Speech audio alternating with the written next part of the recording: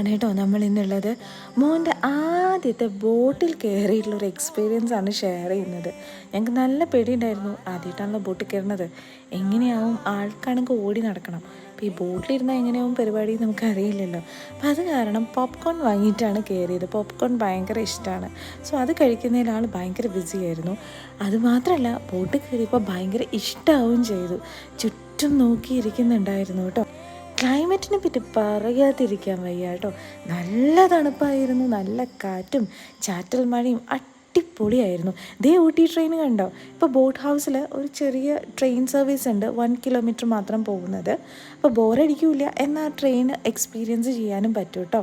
ഞങ്ങൾ പോയതൊരു working day ആയിരുന്നു, അത് കാരണം അധികം തിരക്കൊന്നും ഉണ്ടായിരുന്നില്ല. ഇതിന് ചുറ്റുമുണ്ടല്ലോ ഒരു പുതിയ റിസോർട്ടുകളും ബബിൾ ഹൗസസൊക്കെ വരുന്നുണ്ടായിരുന്നു. അതൊക്കെ കാണാൻ നല്ല രസമുണ്ടായിരുന്നു കേട്ടോ.